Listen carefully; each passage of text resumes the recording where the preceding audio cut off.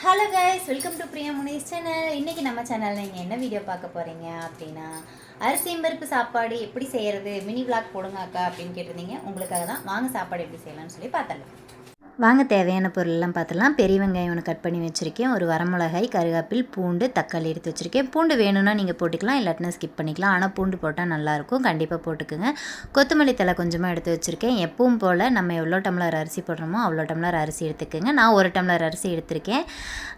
அதுலேயே சின்ன டம்ளரில் 1 டம்ளர் பருப்பு எடுத்திருக்கேன். ரெண்டையும் சேர்த்து நம்ம தண்ணியில் ஊற வச்சுக்கலாம். ஒரு 5 நிமிஷம் ஊறுனா போதும்.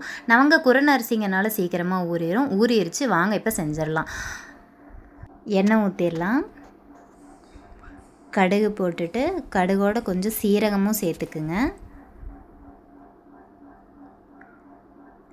சீரக ஸ்மெல் உங்களுக்கு ரொம்ப பிடிக்குன்னா இன்னும் கொஞ்சம் சேர்த்துக்கலாம். அப்புறமா நம்ம தட்டி வச்ச பூண்டு சேர்த்துப்போம். பூண்டு லைட்டாக கலர் மாறுற வரைக்கும் விடுங்க. ரொம்ப கருகிடக்கூடாது, ஸ்மெல் மாறிடும்.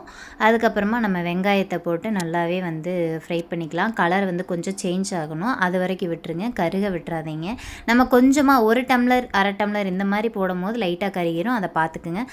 அது சரியானதுக்கப்புறமா தக்காளியும் போட்டுட்டு நல்லா மசிச்சு விட்டுடலாம். நல்லா மசிஞ்சதுக்கப்புறமா பார்த்தீங்கன்னா நம்ம என்ன போட போகிறோம்னா கொத்தமல்லி போட்டுக்குங்க.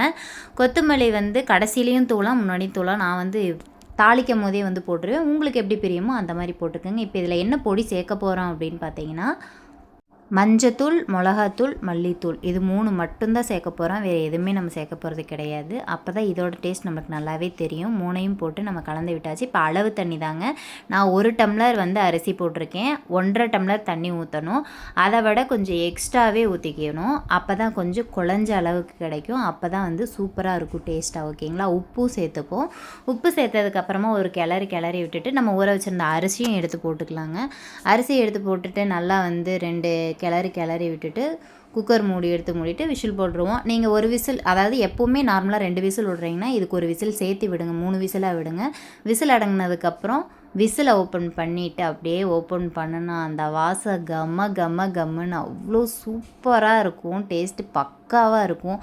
அப்படியே ஒரு பிளேட் எடுத்து வச்சு நம்ம மெயின் டிஷ்ஷை வச்சு பக்கத்துலேயே சைடிஷ் நம்ம ஊறுகாயை வச்சு வத்தல் வைங்க. சூப்பர் டேஸ்ட்டாக இருக்கும். என்ன வத்தலாக இருந்தாலும் சரி, அல்டிமேட்டாக இருக்கும். வத்தல் வைங்க.